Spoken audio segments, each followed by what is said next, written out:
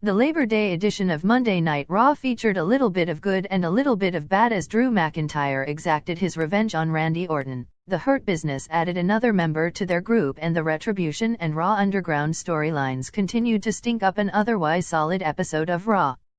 Randy Orton kicked off this week's show and warned Keith Lee, his opponent for the night, that the more they cross paths, the more likely it is he gets kicked in the head. Orton recapped the 3 punt kicks he unleashed on Drew McIntyre and suggested the WWE Champion hand over the title. A siren sounded, interrupting the Viper's promo. McIntyre emerged from it and blasted Orton with a claymore. Referees pulled him off the number 1 contender, and McIntyre stood menacingly over his Clash of Champions opponent. The Hurt Business attacked Cedric Alexander as he made his entrance for a big 6-man tag team match pitting MVP, Bobby Lashley, and Shelton Benjamin against him, Apollo Crews and Ricochet. The heels worked over former United States champion Crews, cutting him off from his corner in the process.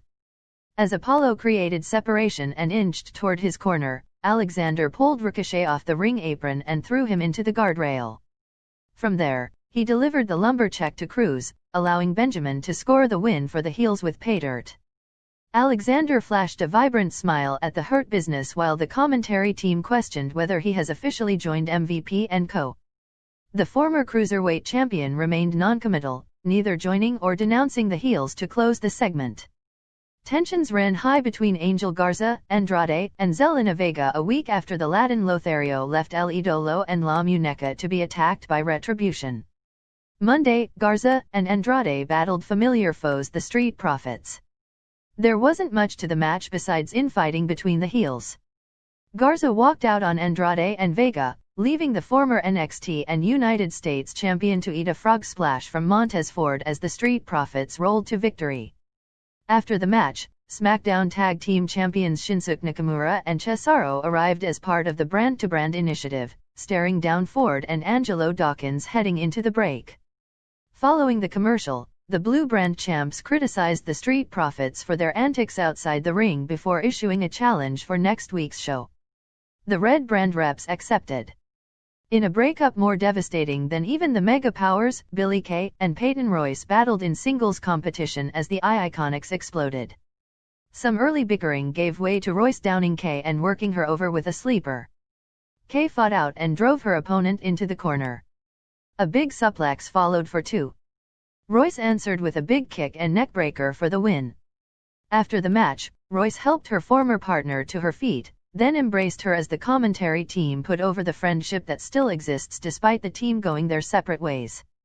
Charlie Caruso introduced the Mysterio family for a special in-ring promo. Ray discussed the pride he has in his son Dominik, stating that the second-generation star knows what he must do to pick up the win tonight against Murphy. The disciple interrupted the proceedings and placed the blame for Seth Rollins berating and betraying him on Dominik.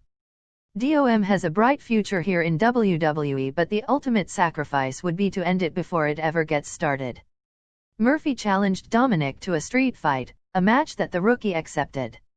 With a championship match booked for next week, Raw Women's title holder Asuka teamed with top contender Mickie James for a tag team showdown against Natalya and Lana. Natty and Lana dominated the action against James, even scoring a near fall that Asuka had to break up. After several moments spent on the defensive, Mickie created separation and looked to make the tag. With Asuka knocked off the apron, she prepared to climb the ropes, only for the Empress to reappear, make the tag and tap Lana out with the Asuka lock. The champion celebrated the victory as James looked on, a half-smile on her face, seemingly unamused by the developments. Less than an hour after Cedric Alexander's shocking betrayal of Ricochet and Apollo Crews, he joined MVP, Shelton Benjamin, and United States champion Bobby Lashley on the VIP lounge. Benjamin expressed skepticism before Alexander laid out his explanation for his actions, including his desire to earn money and enjoy professional growth. The Viking Raiders interrupted the promo, followed by Crews and Ricochet. The babyfaces rushed the ring as an 8-man brawl ensued. The hodgepodge of good guys cleared the heels from the ring heading into the break. Oh look, an 8-man tag team match. Ricochet, Crews, Ivar and Eric battled MVP, Lashley, Benjamin, and Alexander in a match set up by the pre-break events. The heels isolated and worked over Cruz for the second time this night, working over his midsection. Cruz escaped Lashley's Dominator and tagged Eric into the match. The explosive big man wiped out the competition until Lashley turned him inside out with a spear. The heels again gained control of the bout, working the smaller Viking Raider over until Eric rocked Benjamin with a big knee. Eric tagged Ricochet, who exploded into the match, his lightning-quick speed catching the heels off guard. A springboard moonsault nearly put MVP away, but a momentary distraction by Alexander allowed the veteran competitor to attack the one and only from behind. Alexander delivered the neuralizer kick to Ricochet, but only scored a 2 count. Action broke down, every competitor hitting their trademark stuff en route to Alexander delivering the Michinoku driver for a botched fall. After the match, Michael Cole and the production team revealed the count was botched and that Ricochet counted too. He also revealed that the medical team was checking on Ivor, who landed hard during a tope suicida. For the third time in 2 weeks, Keith Lee and Randy Orton shared the ring in a high-profile match as WWE Creative continued to prove it has never met a match it didn't love to overexpose. Lee dominated early, but an ill-advised blind charge on the floor saw the Limitless One crash into the guardrail as Orton evaded. Back in the ring, the Legend Killer delivered the Orton Stomp and applied a big headlock. Lee fought out and flattened Orton with a power slam.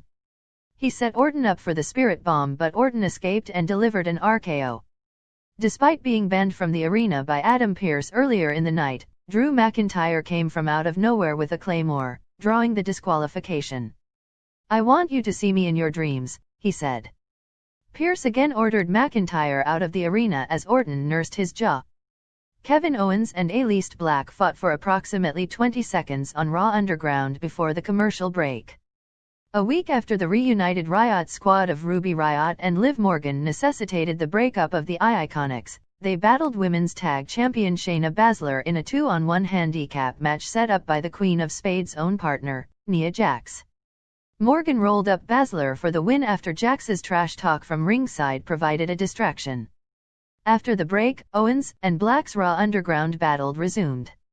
Black tried for an armbar, but Owens broke it by slamming his opponent into the wall. A brawl with other Underground competitors ensued before we headed back to the Thunderdome. In the second 2-on-1 handicap match of the night, Riott and Morgan battled Jax. Jax tried to take out of Baszler's playbook but missed, sparking a babyface comeback.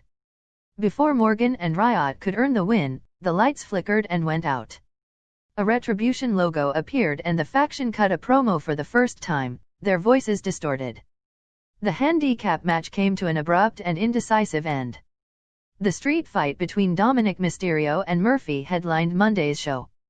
Rey Mysterio, daughter Aaliyah, and wife Angie accompanied the Rookie, all armed with kendo sticks. Murphy attacked from the opening bell, catching Dominik with a big knee before throwing him over the announce table. Dominik fought back, showing the fearlessness that defined his father. He jumped off the Raw stage screens and onto Murphy heading into the break. Murphy seized control after the break and teased shoving his eye into the steel steps but opted to hang Dominik up on the barricade, injuring his ribs instead. Driven by his desire to get back into the good graces of Seth Rollins, Murphy brutalized Dominik with a chair. Dominik fought out of an abdominal stretch and sent Murphy out of the ring. The disciple recovered and sent Dominik shoulder first into the post 3 times while his family watched. In a cool spot, Murphy looked under the ring, allowing Aaliyah and Angie to free Dominik from the ropes.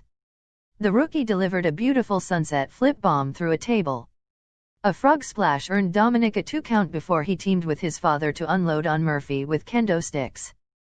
"Payback is a bitch," Mysterio exclaimed, talking right to Rollins.